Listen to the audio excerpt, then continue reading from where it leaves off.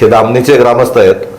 तर धामणी खिंडीतून धामणी गाव जे आहे दुष्काळग्रस्त, त्या गावाला शेतीपंपाद्वारे जे पाणी पुरवठा करण्याचं स्थानिक शेतकऱ्यांनी धोरण स्वीकारलं होतं, त्याची अंमलबजावणी झाली आणि शेतीपंप उभारले. जवळजवळ त्यासाठी 5-5.5 कोटी रुपये खर्च केले, परंतु शेतीपंपाचं कनेक्शन मिळत नाही आणि सोलरवर एक योजना केली परंतु यशस्वी नाही.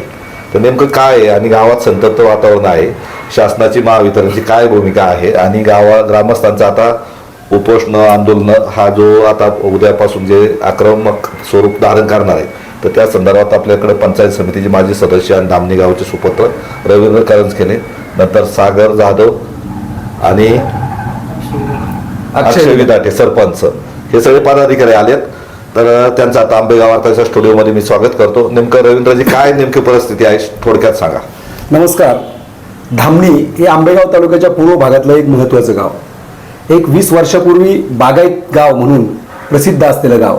काळाच्या ओघामध्ये धामणी दुष्काळग्रस्त व्हायला सुरुवात झाली, अवर्षण प्रवण भाग झाला, पाण्याचा उपसा जास्त झाला आणि त्याचा परिणाम धामणी दुष्काळग्रस्त गाव म्हणून त्याची चर्चा संपूर्ण जिल्ह्यामध्ये व्हायला लागली.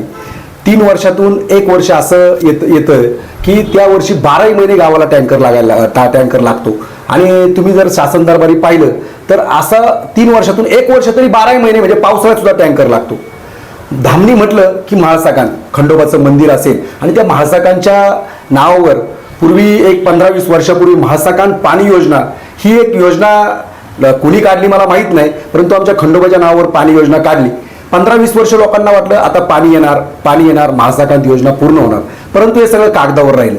परंतु दुष्काळग्रस्त धामणी गावामध्ये शेतकरी एकत्र जमले, एक योजना गावातल्या एका शेतकऱ्याने केली आणि ती योजना सक्सेस झाली आणि सक्सेस झाल्यानंतर आता 7-8 महिन्यापासून संपूर्ण गाव एकत्र बसलं आणि एकत्र बसल्यानंतर गावाने निर्णय घेतला की प्रत्येक वस्तीवाईज पाण्याची योजना करायची आणि 9 योजना त्या ठिकाणी केल्या. पहिल्या 3 योजना चालू आहेत, त्याच्या म्हणजे वीज कनेक्शन वगैरे सुरू आहे आणि 9 योजना लोकांनी केल्या.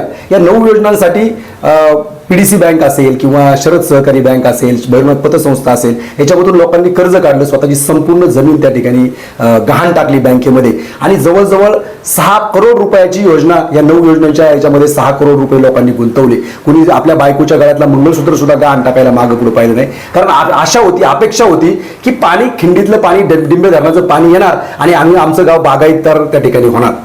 परंतु आज मला खेदाने सांगावंसं वाटतं की सरकारने नियम काढला की फक्त सौर ऊर्जेवर वीज कनेक्शन द्यायचं आणि सौर ऊर्जेवर ते युनिट चालवायचं. मला तुम्ही सांगा, 40 HP मोटारी, 30 HP मोटारी, 35 HP मोटारी ह्या सौर ऊर्जेवर चालू शकतात? चालूच शकत नाहीत. पण आपण असं गृहीत धरू की चालतात, परंतु त्या ठिकाणी आम्हाला मोटारी ठेवायला जागा सुद्धा नाही. आम्ही नुसते मोटारी ठेवायचे 5-5 लाख रुपये शेजारच्या शेतकऱ्याला देतो, म्हणजे सौर पॅनल लावायला जागा आमच्याकडे नाही. आम्ही गेले 8 महिने या सरकारच्या दरबारी म्हणजे नामदार वळसे पाटील साहेब असतील, आढळराव पाटील असतील यांच्या बरोबरीने मुख्यमंत्री देवेंद्र फडणवीस यांच्यापर्यंत गेलो. फडणवीस साहेबांना आम्ही समजून सांगितलं, निवेदनं दिली की अशी परिस्थिती आहे. शासनाचे जवळजवळ 150-200 कोटी रुपये योजना करायला गेले असते, ती योजना न करता आम्ही स्वतःच्या पैशातून आम्ही पाणी आणतोय. परंतु हे झोपलेलं शासन पार आम्ही मुख्यमंत्र्यांकडे जाऊन तालुक्याच्या लोकप्रतिनिधींकडे जाऊन कसल्याही या सरकारची हालचाल त्या ठिकाणी होत नाही आणि आज अशी परिस्थिती आहे की पाटाला पाणी सुटून 3 दिवस झालेत.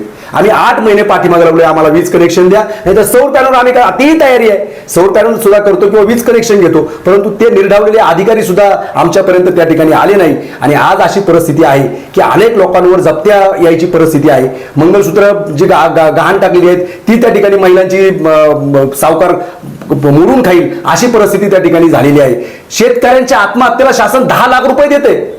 मग आमच्या गावच्या लोकांनी स्वतःच्या कर्तृत्वावर एवढी मोठी योजना केल्यात, मग तुम्हाला आम्हाला जर आत्महत्या करायला भाग पाडायचंय का? आणि मग तुम्ही आम्ही मेल्यानंतर 10 लाख रुपये देणार का? म्हणून प्रचंड उद्रेक आहे, या शासनाच्या विरोधात आमचा उद्रेक आहे आणि आम्ही धामणीकर ग्रामस्थ, पहाडदारवाडी शिरदाळेकर ग्रामस्थ उद्यापासून या सरकारच्या विरोधात ऐलान त्या ठिकाणी उभं करतोय. उद्या सकाळी 8 वाजता आम्ही सगळे ग्रामस्थ गावामध्ये एकत्र जमणार, कुलस्वामी खंडेराचं दर्शन घेणार आणि संपूर्ण गावामध्ये मोर्चा काढणार, ग्रामसभा गावाची घेणार आणि या सरकारच्या विरोधात एल्गार त्या ठिकाणी पुकारणार आणि ग्रामसभेमध्ये जो निर्णय होईल उद्या संपूर्ण दिवसभर आम्ही ग्रामस्थ गावामध्ये बसून त्या ठिकाणी ग्रामसभेनंतर उपोषण 1 दिवसाचं लाक्षणिक करणार आहोत आणि त्या ग्रामसभेमध्ये आम्ही ठरवणार आहोत की नक्की आता करायचं काय. परंतु प्रातिनिधिक स्वरूपामध्ये आम्ही दुसऱ्या दिवशी संपूर्ण गाव आणि सगळ्या परिसराच्या लोकांना सांगणार आहे का तुम्ही सुद्धा बंद ठेवा, बंद ठेवून या शासनाचा निषेध करा.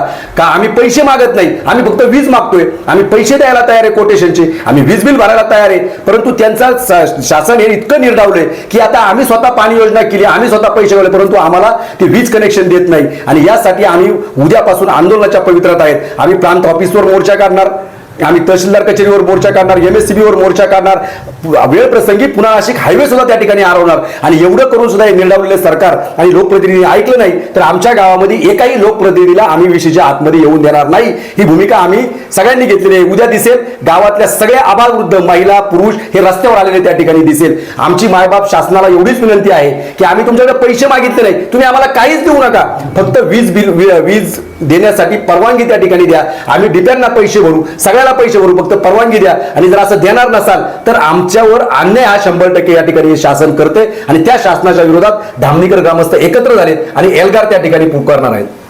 तर नेमकं काय मत आहे सागरजी, बोला काय मत आहे याबाबत, काय ग्रामस्थांचे काय भावना आहेत संत? ग्रामस्थांच्या तीव्र भावना आहेत. ग्रामस्थ गेले 6-7 महिने पाईपलाईन करून त्या ठिकाणी वाट पाहत होते. शासन आज किंवा उद्या परवानगी देईल आणि सर आपल्याला वीज कनेक्शन भेटेल. परंतु आज पाटाला पाणी 2 दिवस झालेले आहेत. अजून 60 दिवसाचा कालावधी पाटाच्या पाण्याचा आहे, तरी कुठेही असं वाटत नाही का वीज कनेक्शन भेटेल. म्हणून धामणी ग्रामस्थ सर्व आणि पहाडदारा ग्रामस्थ सर्व निर्णय घेतलाय.